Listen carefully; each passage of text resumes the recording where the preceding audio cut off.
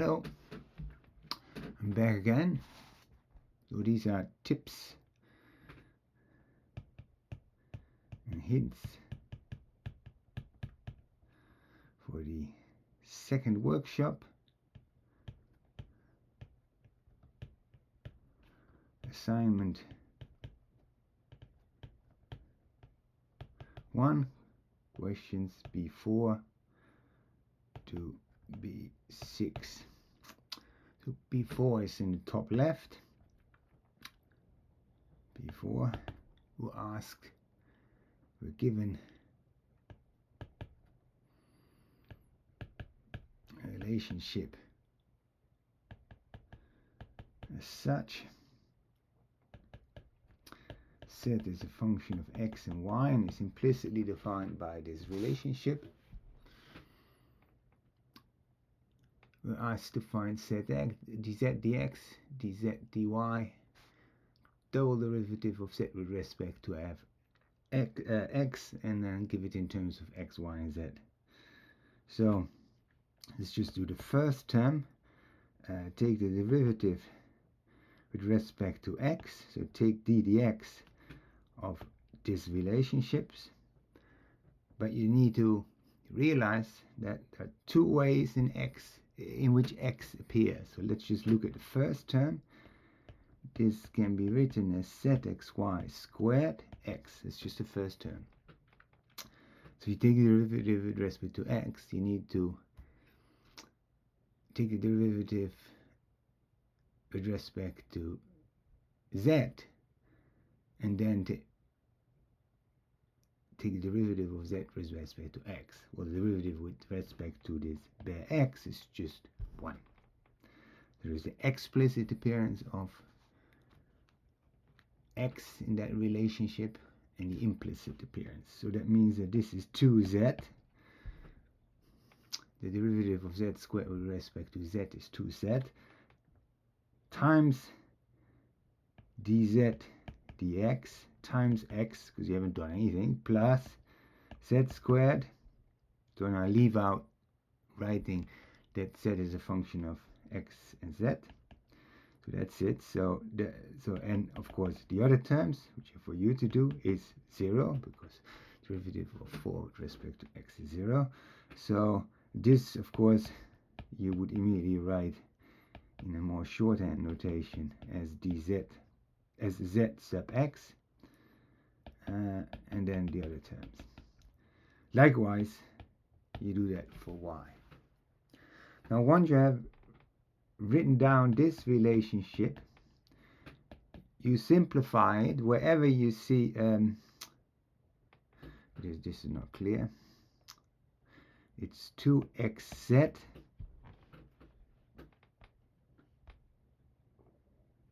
times dz dx, so z sub x. Now you can rearrange. There will also be a zx here somewhere probably, that you have to figure out. Then you can reorganize it as zx is whatever that becomes. And usually there is a denominator and a nominator. Now, in order to take the double derivative, you could take the derivative of z. So you could say I take d dx of dz dx, which is zx x, which is fine. But it's more convenient to take different color, to take the x derivative of this expression. So let's do that for this first term. Let's take blue. So if we take the d dx of the first term, then we have 3 terms in which x appears. It appears in z, because z is a function of x and y. It appears in zx, because zx is also a function of x and y. So then we get 2z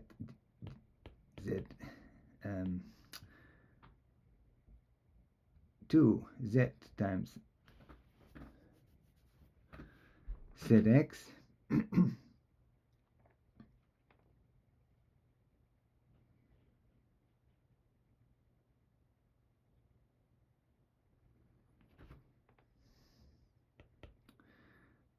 plus 2x zx squared plus 2x zx. Now this one you can substitute from this relationship after you've done also the rest of the terms.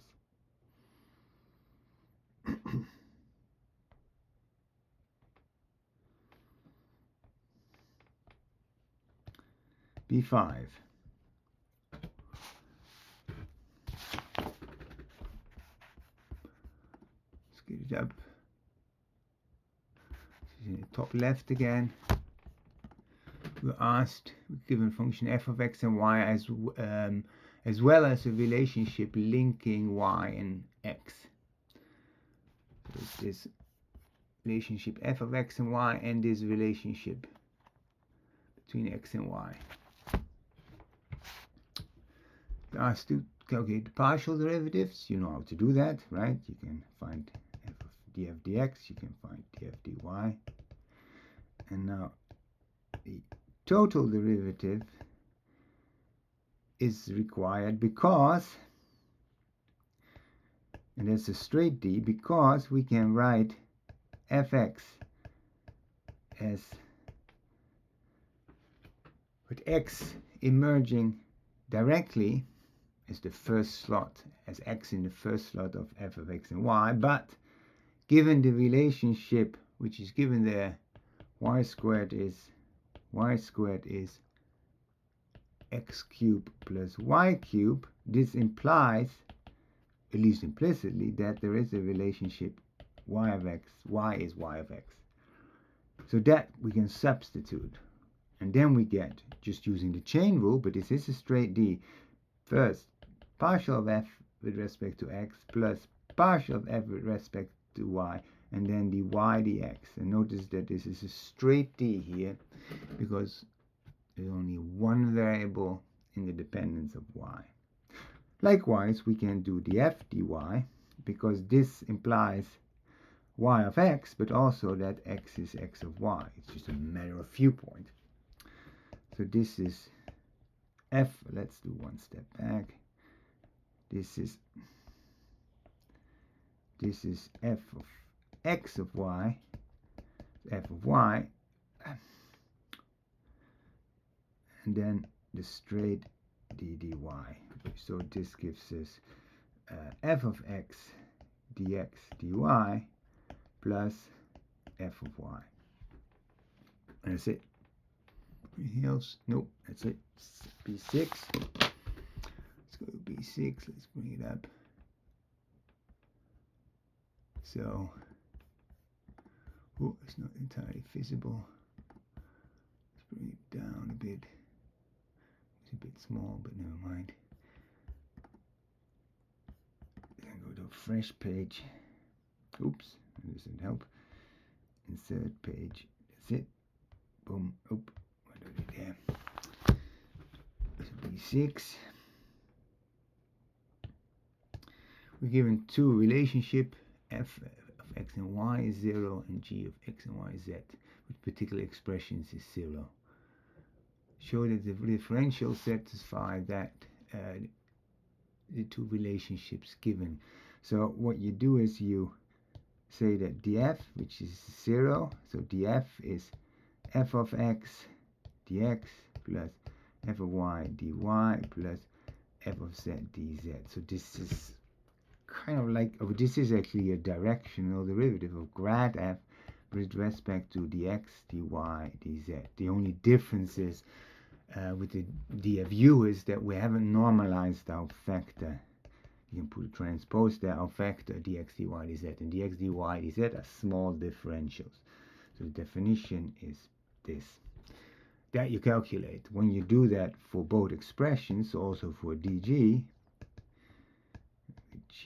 g of x dy plus g dz, then you get that expression. You're supposed to continue. You're supposed to,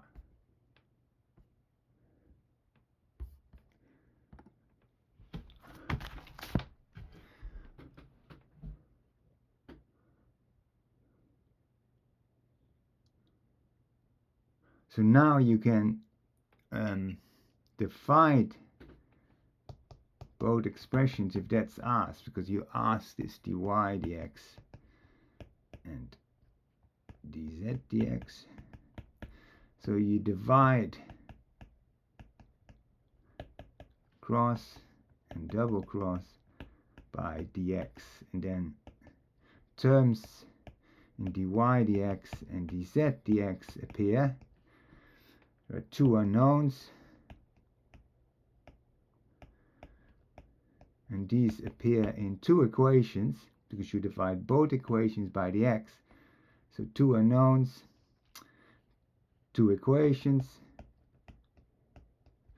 so you can solve that linear system. And now you're supposed to evaluate it in axis 1.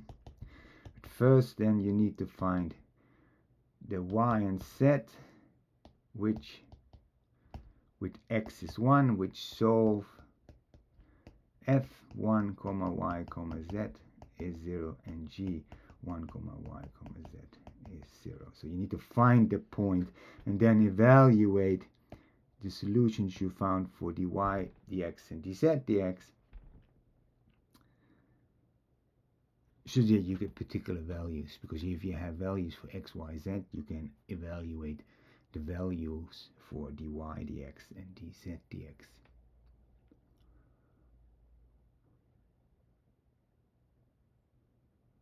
Find the unit vectors tangent to these curves at the points with,